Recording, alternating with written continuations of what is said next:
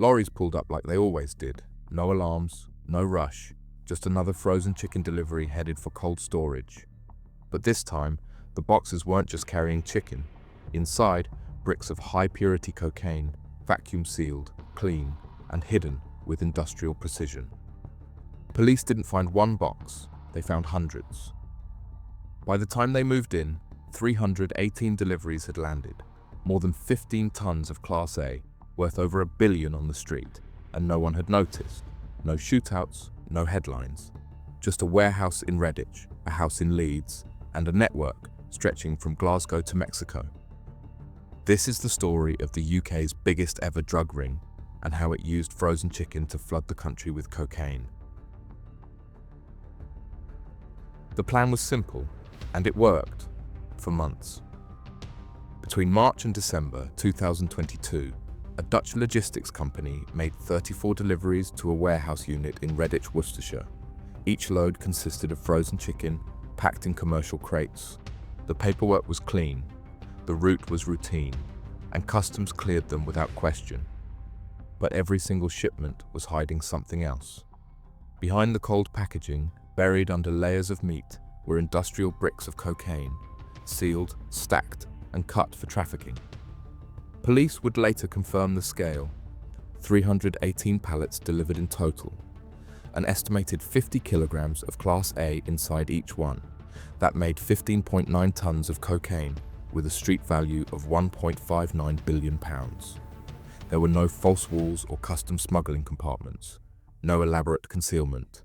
The method was raw and direct, bricks packed inside food boxes, moved in plain sight. A delivery system hiding behind a product no one thought to question. On the other hand, the Dutch hauliers had no idea what they were transporting. Their vehicles were hired, their paperwork checked. It was a perfect front, legitimate on the surface, with a lethal payload inside. Once the crates reached the Redditch warehouse, it prepared for the next move, and we will talk about it later. After cocaine removal, the chicken was left behind. This wasn't a one-off lucky run. It was a refined import method, scaled up and repeated across 9 months. But Redditch wasn't just a delivery point.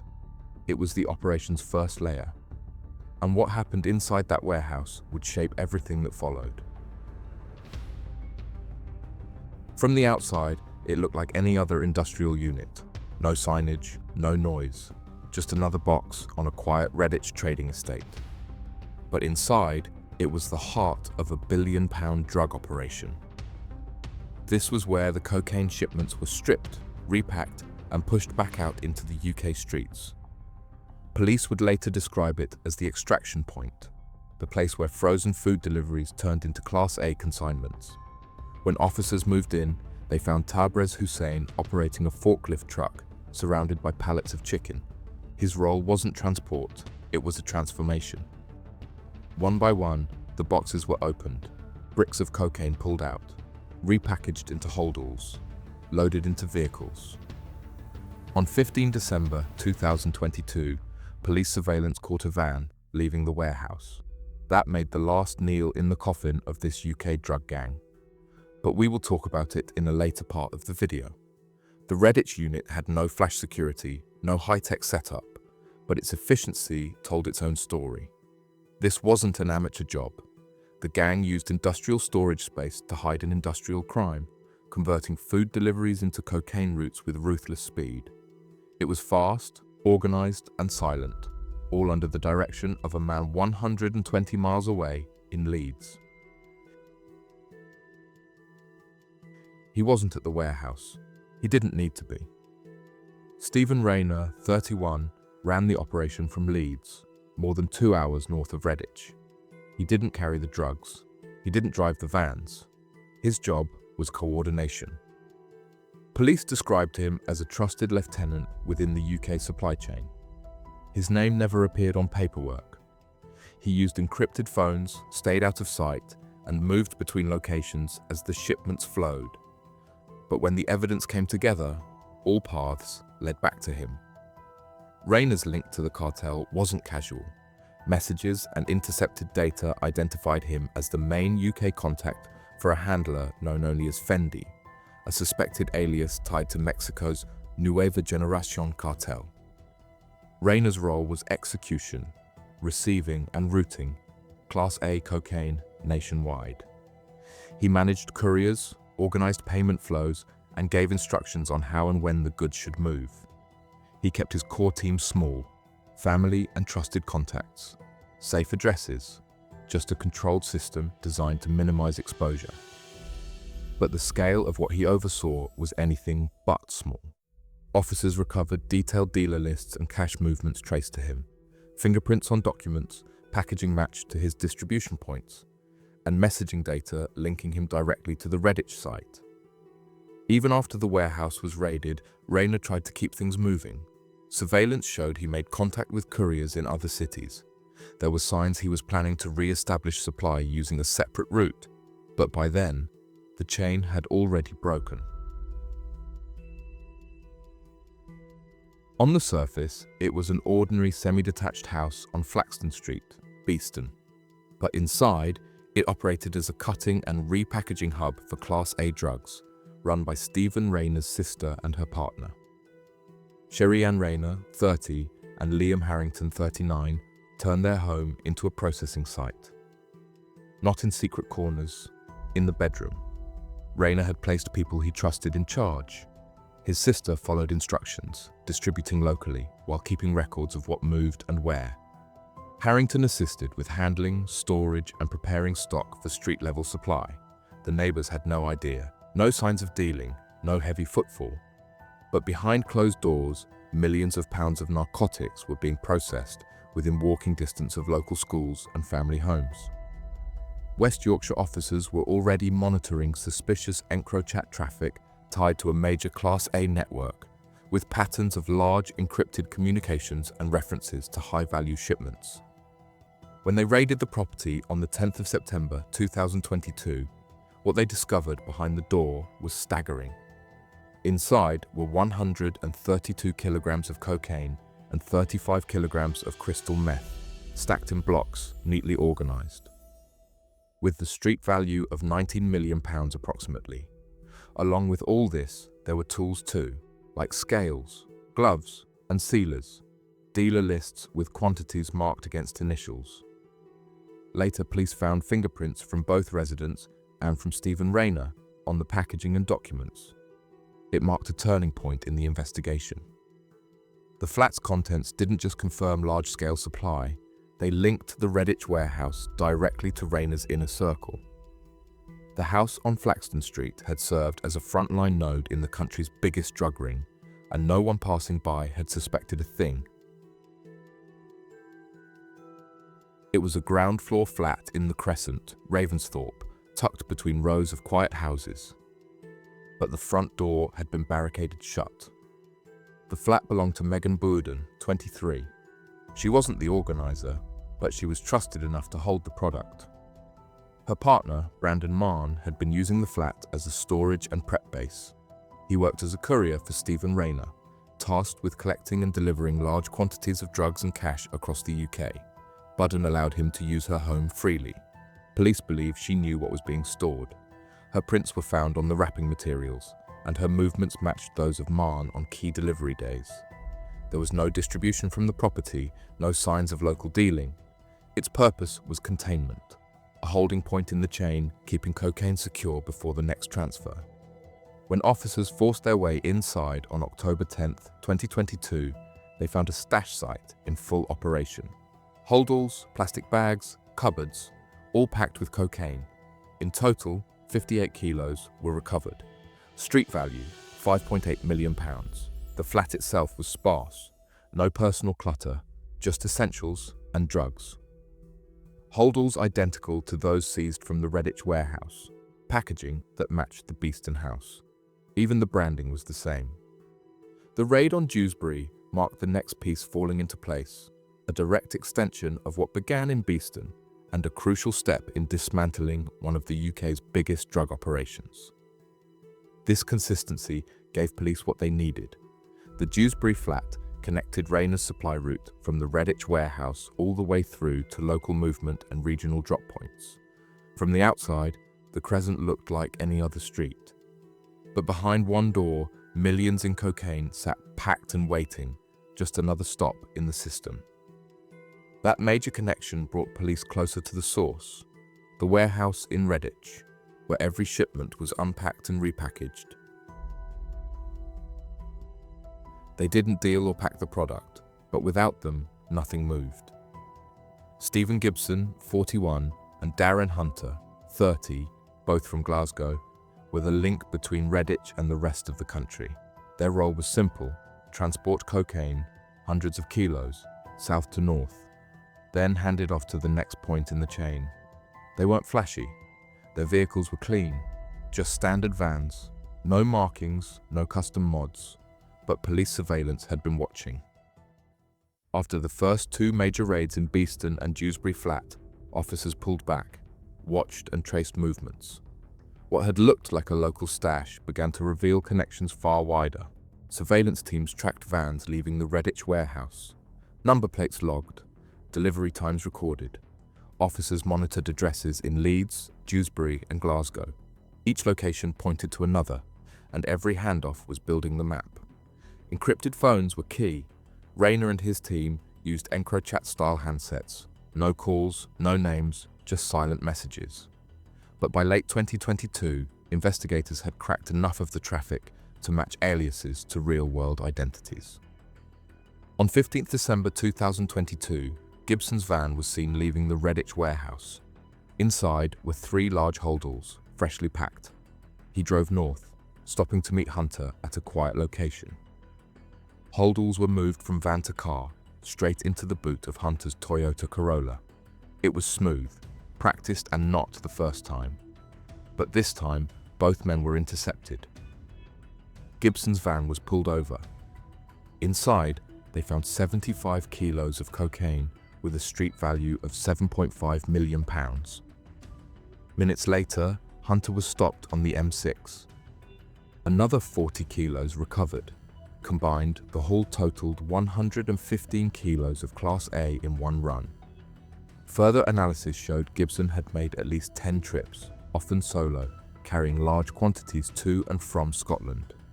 The drugs were never stored at his address. His job was movement, trusted, reliable, and low profile. Hunter played a supporting role, used for handovers and onward travel. Police believed the two were part of a wider network linking the Scottish end of the trade with Rayner's central system. Neither had previous convictions for drugs. Neither were known to police before, but both were now caught with clear intent to supply. The chain had relied on silence, clean vehicles, unremarkable men, and roads that rarely raised alarms. Until that day.